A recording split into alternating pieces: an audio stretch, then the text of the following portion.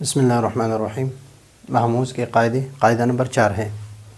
اگر ایک حمزہ مفتوح ہو اور حمزہ سے پہلے حرف مکسور یا مضموم ہو تو حمزہ کو پہلے حرکت کے موافق حرف علت سے بدل دینا جائز ہے۔ اس میں صرف ہم وجوب کا ایک قاعدہ جو ہے وہ پڑھ چکے ہیں، باقی جو یہ تیسرا قاعدہ ہے یہ جواز کا ہے۔ جواز کا یہ ہوتا ہے کہ اگر آپ پڑھ لیں یا نہ پڑھ لیں تو اگر آپ یہ پڑھ لیں تو اصل یہ ہے، لیکن یہ پڑھ لے تو یہ بھی جائز ہے، یا یہ لکھ لے تو بھی جائز ہے۔ تو اس ایک قاعدہ یہ ہے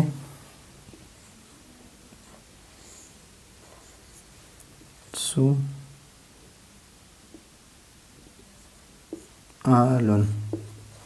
اور ایک ہے میعار۔ قاعدہ یہ ہے کہ حمزہ مفتوح ہو، حمزہ مفتوح ہو، اس سے ماقبل جو حرف ہے یہ یا مضموم ہو اور یا مکسور ہو، یعنی فتحہ کے موافق نہ ہو، فتحہ کے موافق نہ ہو۔ تو آپ اس میں یہ کر سکتے ہیں، یہ جائز ہے کہ اس حمزہ کو اس کسرے کی وجہ سے یا سے بدل دیں، اور اس حمزہ کو اس ضمے کی وجہ سے واو سے بدل دیں۔ تو جب ہم اس حمزہ کو واو سے بدل دیں گے تو سؤال پھر نہیں پڑھیں گے، پھر سوال پڑھیں گے، سوال، سوال پڑھیں گے، اور یہاں پر میعار نہیں پڑھیں گے بلکہ میعار پڑھیں گے، اس لیے کہ اس حمزہ کو ہم نے یا سے بدل دیا اس کسرے کی وجہ سے، اور یہاں پر واو سے بدل دیا اس ضمے کی وجہ سے۔ تو قاعدہ یہ ہے کہ اگر ایک حمزہ مفتوح ہو، ایک حمزہ مفتوح ہو اور حمزہ سے پہلے حرف مکسور ہو، مکسور یہاں پر میعار میں، یا مضموم ہو،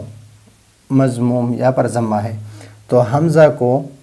اس حمزہ کو یا اس حمزہ کو پہلے حرکت کے موافق،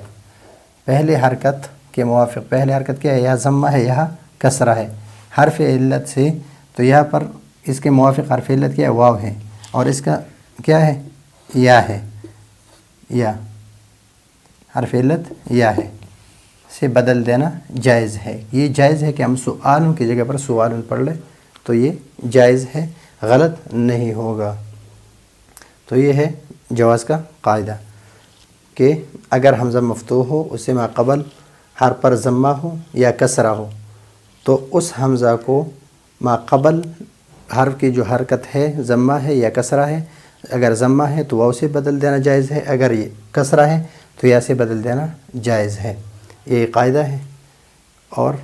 ہم 4 قاعدے پڑھ چکے ہیں، اس کے آگے جو ہے ہم صرف صغیر پڑھیں گے اس کے، اور یہ قاعدے جو ہے یہ ذہن میں رکھے تاکہ کسی پر اعتراض بھی نہ کرے، اور کوئی اگر غلط پڑھے تو آپ اس کو بتا سکیں۔ تو یہ ہے آج کا ہمارا سبق، اگلے سبق کے لیے اجازت چاہتے ہیں۔ اللہ حافظ۔